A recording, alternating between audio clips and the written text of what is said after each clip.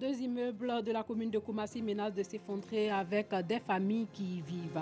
Chaque jour qui passe est perçu comme un miracle, le miracle de voir les immeubles encore debout. Et puis l'OMS est optimiste et affirme que la nouvelle flambée d'Ebola dans l'est de la RDC pouvait être sous contrôle cette année malgré les 139 morts dus au virus Ebola.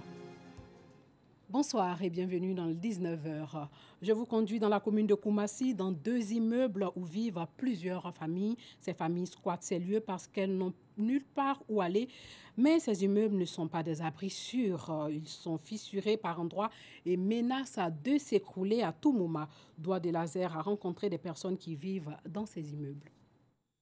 Quartier d'Ivo, dans la commune de Koumassi. Cet immeuble de 3 niveaux constitue une menace pour les riverains. Il s'est affaissé sous l'effet des fortes pluies. Le balcon du premier étage est descendu jusqu'au niveau de la clôture. Les habitants et riverains en ont perdu le sommeil. Quand tu vois cette situation, bon, ce n'est pas notre volonté, mais ça dépend des moyens aussi. Et aujourd'hui, en Côte d'Ivoire, pour avoir une maison aussi, c'est trop difficile. J'ai cherché là où c'est bon et là au bon endroit et il me met le prix 1 an, 2 ans costant. Donc si moi n'ai pas le moyen et je viens, quelqu'un il dit que bon, regardez ici, si tu peux habiter, viens. Il n'y a pas de problème. Vraiment, on est fatigué. Quand il pleut comme ça, on n'arrive pas à dormir. Voilà l'eau. Ici, les enfants dormaient ici, on les a déplacés ici. On ne sait pas comment on fait encore. Donc c'est l'immeuble qui fait. On fait, on refait, on fait, on refait. Ça fait encore, on ne sait pas, on va faire comment. Donc on ne peut pas laisser, on n'est pas locataire, c'est chez nous-mêmes. Des risques d'effondrement imminents, des habitants et riverains inquiets. Mais pour l'heure, aucune solution n'est envisagée pour parer à un éventuel drame. Dans la même commune, non loin de l'hôpital général, ce bâtiment inachevé abrite une dizaine de familles. Pas d'électricité ni d'eau courante, les occupants vivent dans des conditions peu confortables. Dialia Sissé vit ici avec sa petite famille il y a environ 2 ans. C'est le problème qui a fait que je suis venu ici. J'étais dans un coin, ils ont cassé. Quand ils ont cassé le coin, j'ai débrouillé jusqu'à on m'a dit que non, comme tu n'as pas l'argent, pour le moment, mon mari ne travaille pas. C'est quelqu'un qui grouille un peu, c'est un chômeur. Quand tu rentres ici, là, caution avance, tu ne payes pas. Effectivement, je suis rentré ici. Il y a beaucoup de familles, surtout au 4e, il y a beaucoup de familles. Il y a mes grands frères ici, et puis ici, c'est puis il y a un discours, le mari de maman qui dort ici. Lui, quand ça va aller, il est mauvais. Le bâtiment est dans un état de dégradation avancé. Le mur non crépi est affaibli par les gouttes de pluie. Les risques d'effondrement avec la cinquantaine d'habitants sont réels. Impuissant, après une série de sensibilisations, le service technique de la mairie de Koumassi tire sur la sonnette d'alarme. Devant le bâtiment qui est là, vous avez vu, il y a un ouvrage d'assainissement qui est toujours plein. Le caniveau est toujours plein. Et en face du caniveau, on a un hôpital, si on veut aller plus loin. Donc cette dégradation avancée, cette insalubrité qui règne à maître dans ces lieux-là, a besoin d'être déguerpie, d'être dégagée. Donc il faut d'abord prendre des dispositions, situer les responsabilités et puis maintenant aller à la phase pratique. C'est des biens privés. Il faut peut-être rencontrer le propriétaire du bâtiment. Selon nos enquêtes, le propriétaire est décédé. Il y a la femme seulement du décujus qui est là. C'est celle-là qu'il faut approcher. Il nous revient que plusieurs opérateurs immobiliers ont voulu acheter le site et puis le rebâtir, faire vraiment une belle bâtisse, quelque chose d'extraordinaire pour que les populations puissent habiter sans souci. Mais à plus de 3 reprises, les acquéreurs pratiquement sont décidés. Il y a eu la peur aussi dans les camps des acquéreurs, des acheteurs, et cette situation est restée là comme ça. Les travaux de construction de ce bâtiment se sont arrêtés il y a à peu près 20 ans pour raisons inconnues. Et cela semble faire l'affaire des personnes vulnérables et sans-abri qui y ont trouvé leur logis. La femme rurale a été célébrée le 15 octobre dernier à Songon, à quelques kilomètres d'Abidjan. Elles sont appelées à s'impliquer dans la croissance économique du pays. En 2017, selon ONU Femmes, seulement 3% des femmes rurales ivoiriennes sont détentrices de titres fonciers sur des terres agricoles. Coiffeuse de formation, Nadège a choisi le commerce de la tchéké, une activité qui lui permet de faire face à ses petits besoins. Sa recette journalière varie entre 10 000 et 15 000 francs CFA. J'ai fait un salon de coiffure, comme ça ne marchait pas. Ça j'ai tenté ma chance dans l'atelier poisson. Ça marche un peu. Une femme ne doit pas s'asseoir pour attendre son mari. Parce que souvent, il y a les moments durs. Le jour ça ne va pas chez le monsieur, tu peux l'aider. La fabrication de l'attiéké se fait encore de manière artisanale dans plusieurs localités de Côte d'Ivoire. Ici, à Songon, les femmes produisent plusieurs tonnes de l'attiéké sans moyens modernes. À l'occasion de la célébration de la Journée internationale de la femme rurale, elles reçoivent un soutien de taille. La ministre de la Famille, de la Femme et de l'Enfant leur a offert une unité moderne de fabrication de l'attiéké. Pour le professeur Liramata Bakayoko, ce dont va permettre à l'Union des femmes de Songon d'accroître leur production. Elles ont des problèmes de commercialisation, des problèmes d'accès aux outils techniques et modernes. Et donc c'est pour cela que nous sommes venus aujourd'hui leur donner déjà des outils techniques. Mais nous n'allons pas nous arrêter en si bon chemin.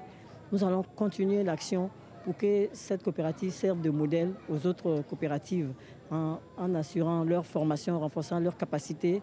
40 millions de francs CFA, la valeur de ce don qui vient à point nommé, selon la présidente de l'Union des femmes de la commune de Songon. Songon a joué un rôle déterminant dans le ravitaillement en attiéké de la ville d'Abidjan. Aujourd'hui, les braves femmes de Songon, à l'instar de celles du pays profond, continuent malgré leurs mêmes moyens d'assurer à nos grandes villes l'approvisionnement nécessaire à l'alimentation des populations. C'est pourquoi je vous prie, Madame la ministre, de transmettre nos remerciements au gouvernement et partant au chef de l'État, son Excellence Alassane Ouattara. Le 15 octobre 2018, Journée internationale de la femme rurale, célébrée à Songon sous le thème « Agrotransformation pour l'autonomisation de la femme rurale », est une date qui sera gravée dans la mémoire des femmes de cette localité. Une zone agro-industrielle dédiée à la transformation de l'anacarde sera bientôt créée dans 4 régions productrices de noix de cajou. L'évaluation environnementale et sociale stratégique était au cœur d'un atelier à Bouaké, dans le centre du pays, justement pour en parler. La Côte d'Ivoire est le premier pays producteur de noix de cajou avec 23% de l'offre mondiale et c'est le 3e produit d'exportation du pays avec une production de 771 000 tonnes en 2017. La transformation locale qui ne concerne que 6% des volumes produits alors que les autorités ambitionnent atteindre les 50% à l'horizon 2020. Soro Corona. La Côte d'Ivoire a produit plus de 720 000 tonnes de noix de cajou en 2018. Toujours selon les données du Conseil du coton et de l'anacarde, à peine 10% de la production est transformée localement. Pour atteindre un taux de 20% de la transformation de la noix de cajou d'ici à 2020, le projet de promotion de la compétitivité de la chaîne des valeurs anacarde a été lancé depuis août 2018.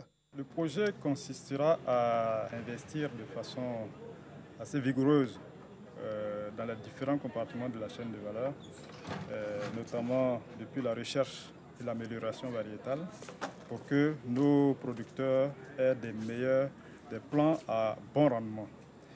Ça va aussi consister à améliorer l'encadrement des producteurs. Ce projet vise également la création de la zone agro-industrielle dédiée à la transformation de l'anacarde dans 5 régions de production. La région de Gbeke n'a pas été oubliée par le projet.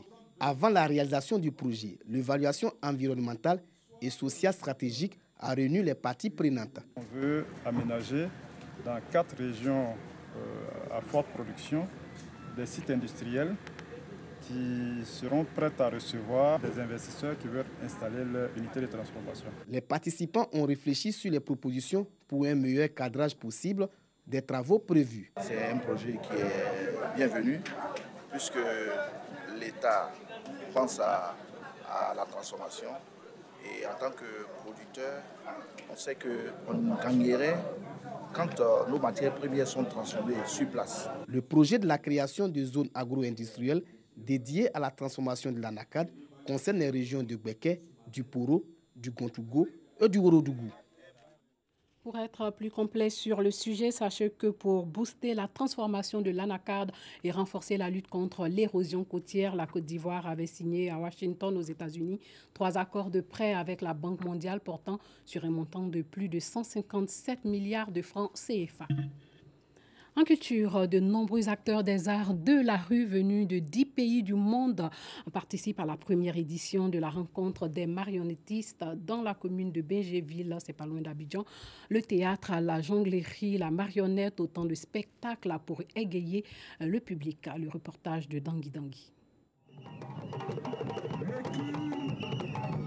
L'art de la marionnette dans toute sa splendeur à l'espace public du village d'Abata, commune de Bingerville.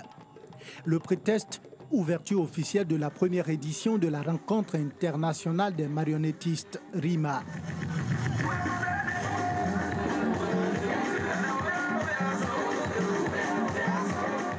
Un festival regroupant différents acteurs des arts de la rue, notamment la marionnette, le clown, la danse et la jonglerie.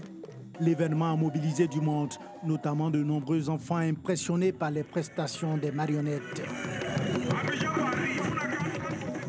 Les marionnettes ont en fait une bonne chose d'avoir créé une marionnette pour les enfants, pourquoi les enfants s'amusent un peu. Quand je les ai vus passer, ça m'a fait du bien. J'ai apprécié le théâtre, ils m'ont bien fait les pas de danse. Tout ce qui m'a plu, c'est le théâtre. 2 fois médaillé d'or au 7e et 8e Jeux de la francophonie de 2013 à Nice en France et à Abidjan en 2017, Ivoire Marionnette, le maître d'œuvre de la RIMA, sonne la promotion de l'art de la marionnette en Côte d'Ivoire. Nous ne sommes qu'au début de la promotion de cet art qui a encore beaucoup à révéler et qui a encore beaucoup à offrir à la jeunesse. Je pense qu'il faut lui trouver plus de place sur les plateformes des expressions artistiques pour varier un petit peu les effets, quoi. Il faut vraiment un événement de la marionnette en Côte d'Ivoire. RIMA, ce sont des rencontres où plusieurs marionnettistes de différents pays qui viennent en Côte d'Ivoire, qui se retrouvent autour des ateliers de formation, autour des conférences, autour des panels et aussi des spectacles. Dans cette quête d'espace dans le cœur des populations et sur le marché culturel, Ivoire Marionnette peut compter sur le soutien des autorités. Le ministère de la Culture octroie une place de choix à la marionnette. C'est pour ça d'ailleurs que nous sommes là. N'eût été les nombreuses charges de monsieur le ministre, il serait là lui-même personnellement. Et c'est donc pour ça qu'il m'a dépêché afin que je puisse venir en représentation. La première édition de la rencontre internationale des marionnettistes s'est ouverte le 15 octobre pour prendre fin le 20 octobre. Une dizaine de pays, la France, le Canada, l'Espagne, la Suisse, le Togo et le Mali y prennent part. Au menu, une vingtaine de représentations de spectacles professionnels et amateurs appartenant au domaine du théâtre, de la marionnette, de la danse, du cirque et de la musique. Un mot de santé, l'épidémie d'Ebola en République démocratique du Congo a fait 139 morts depuis le mois d'août, ce qui est préoccupant selon l'Organisation mondiale de la santé, mais ne constitue pas pour l'instant une urgence de portée internationale, toujours selon l'OMS. Plus de 18 000 personnes, dont 4 000 enfants, ont été jusqu'ici vaccinés. La République démocratique du Congo a déjà été touchée 9 fois par Ebola depuis l'apparition en 1976 du virus. En août dernier, le virus de l'Ebola a fait 139 morts dans l'est de la République démocratique du Congo. Vu cette nouvelle flambée de l'épidémie, le comité d'urgence de l'Organisation mondiale de la santé s'est réuni mercredi dernier. Objectif, déterminer si l'épidémie d'Ebola dans cette localité constitue une urgence de santé publique de portée internationale. Le comité d'urgence a trouvé un consensus sur le fait que cette épidémie n'est pas une épidémie d'importance internationale, mais ils sont très inquiets pour la région. Nous sommes plutôt optimistes et pensons que cette épidémie, comme celle de mai, peut être placée sous contrôle dans un délai raisonnable. Pour le professeur Tedros, directeur général de l'OMS, cette nouvelle flambée d'Ebola sera traitée jusqu'à ce que la maladie disparaisse dans le pays. Il y a 3 barrières auxquelles actuellement nous devons faire face. L'une est la situation sécuritaire, la deuxième, un manque de confiance dans les communautés et le troisième problème est l'expansion géographique près des frontières avec l'Ouganda et le Rwanda. La République démocratique du Congo a déjà été touchée 9 fois par l'épidémie d'Ebola depuis son apparition en 1976. L'OMS a déployé plus de 250 agents de santé sur place en RDC pour freiner la propagation de l'épidémie. Fin de ce journal, portez-vous bien.